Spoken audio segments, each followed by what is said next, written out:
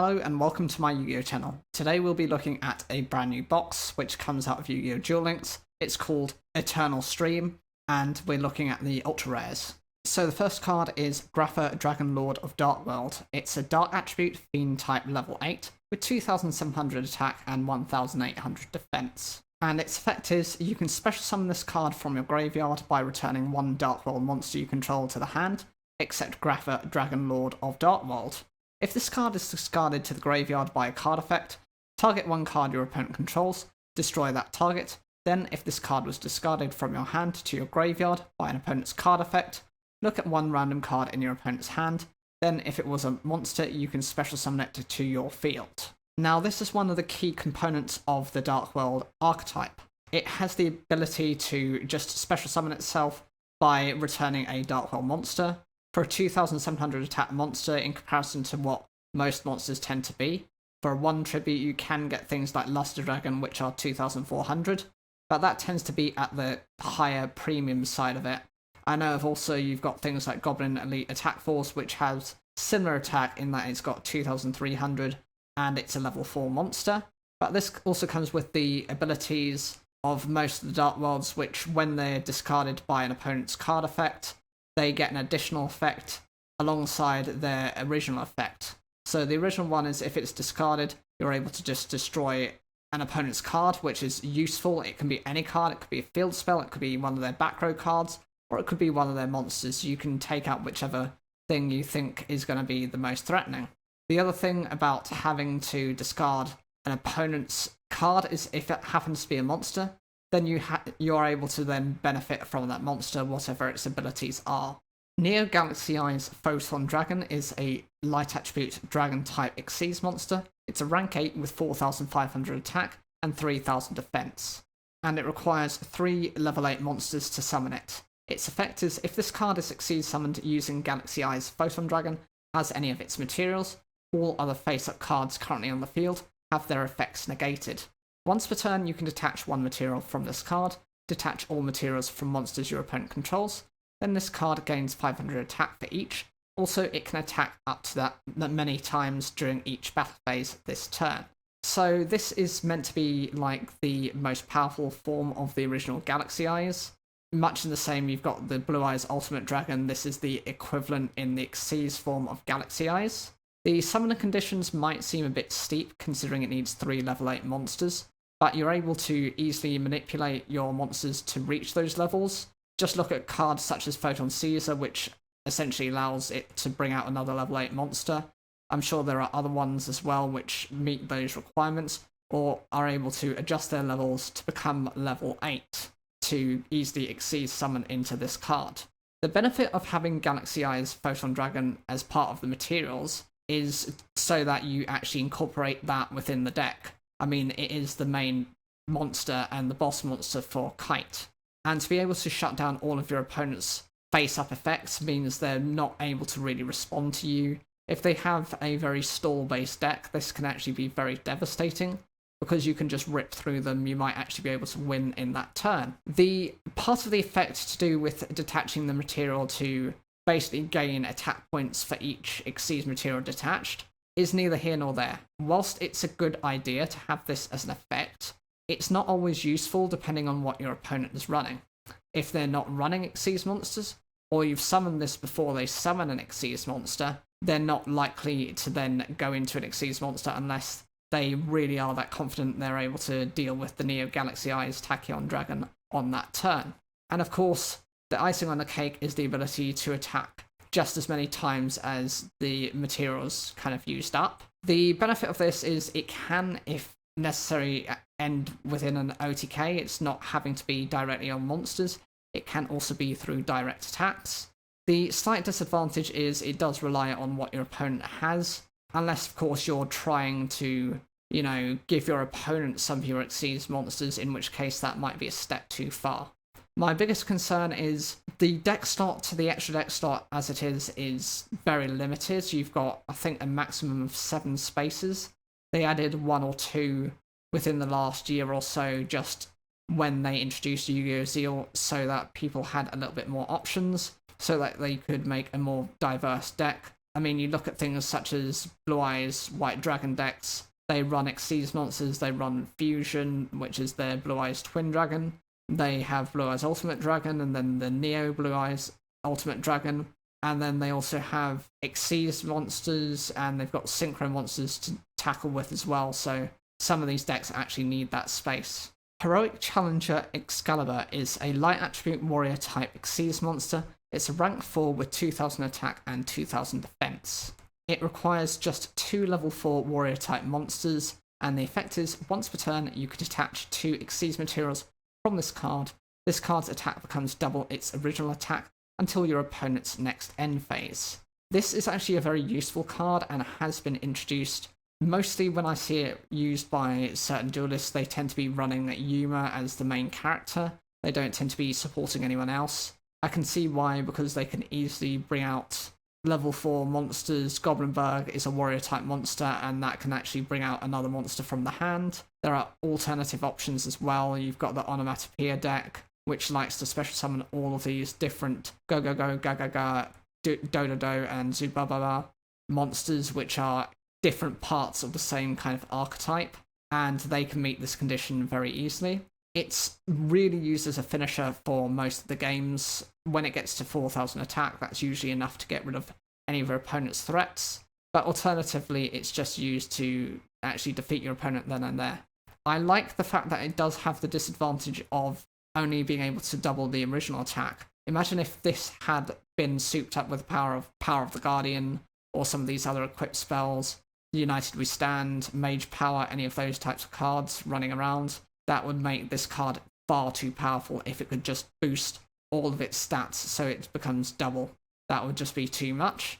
And at least it does have the level of protection that it keeps those 4000 attack points until your opponent's next end phase, as that means it has the chance to survive. Brotherhood of the Firefist Tiger King is a fire attribute beast warrior type Xyz monster. It's a rank 4 with 2200 attack and 1800 defense. It requires 2 level 4 beast warrior type monsters to summon it.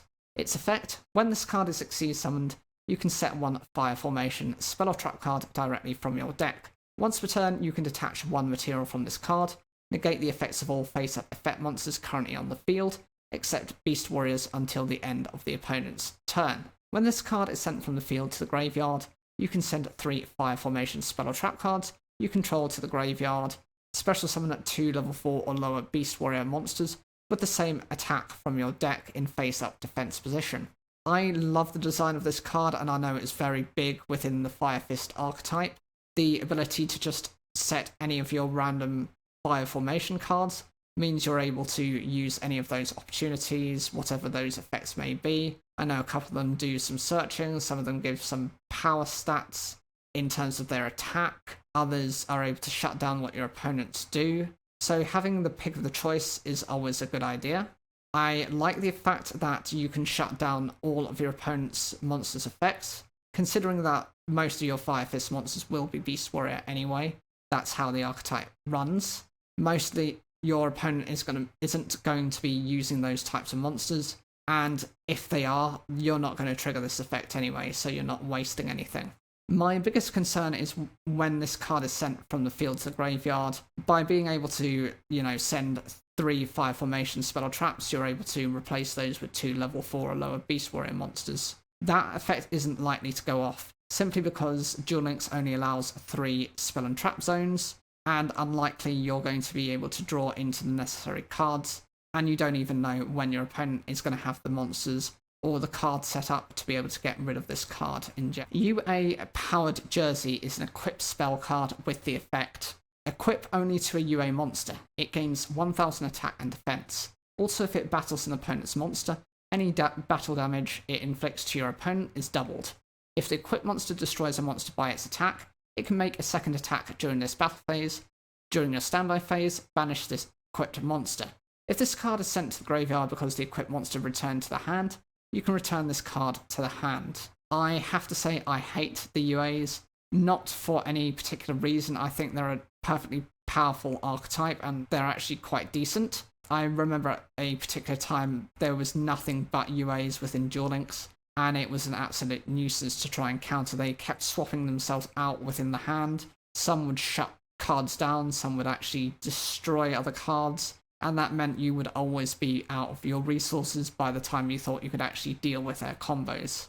It wasn't one of those easier decks to kind of face, and I'm glad to an extent that they didn't receive this card until now, otherwise they would have become just that more annoying. The ability is actually quite decent for what it can do. The 1000 attack and defense boost is quite nice in itself. Most cards won't give you that level of protection or boost without some kind of downside. I know you've got Acts of Fools and you've got Acts of Despair, but there are other ones such as Rising Energy, which is a trap card, which requires you to discard a card to improve your monster's attack points by 1,500.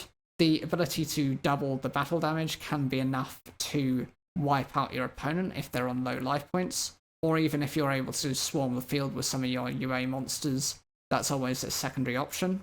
The ability to attack twice if your opponent has attack position monsters and you're able to do double damage, essentially. You're definitely going to OTK them, that is no concern.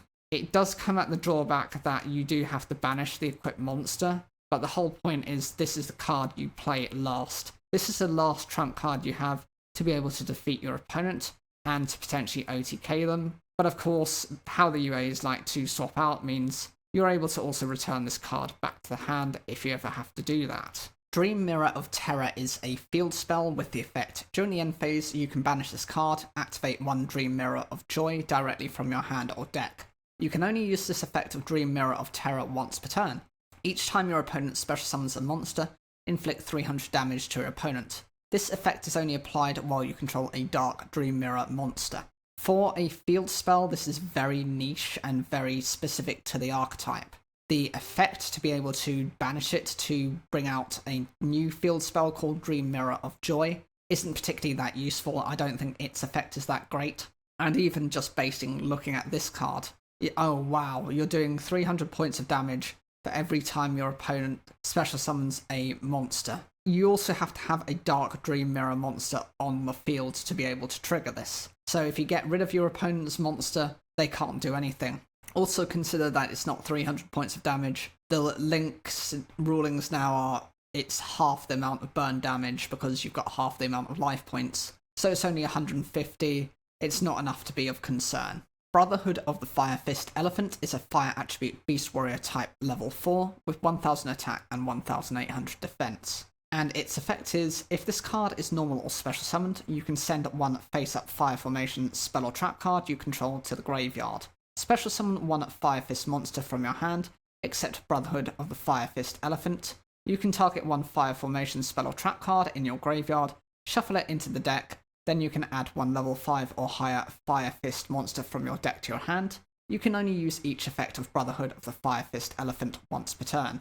I love the design of this card, and actually it helps to recycle how your fire formation spell and trap cards work. Basically, the idea is the fire formation cards also have a once per activation effect where when they're first activated you get search or you get to do something else, and then they might have just a secondary ability which is to boost up your Firefist monsters or your Beast Warrior monsters by 100 or a few hundred attack points, which is okay, but it's nothing, it's nothing game breaking here.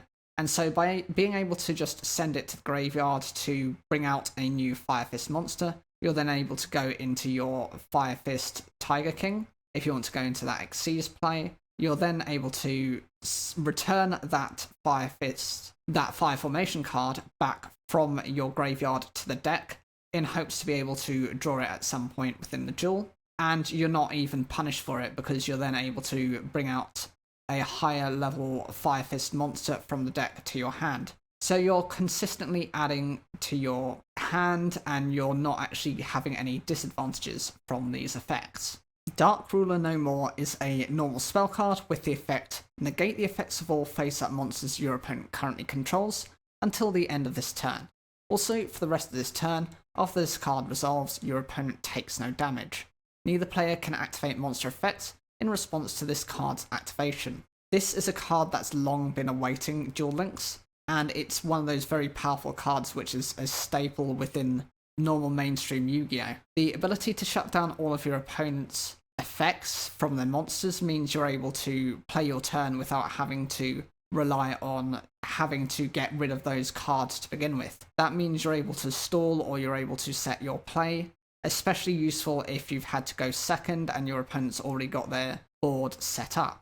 The only downside is, of course, that your opponent isn't able to take any damage, but they did have to balance this based on just how powerful this effect is. And the final ultra rare is Icarus, the Dream Mirror Sprite.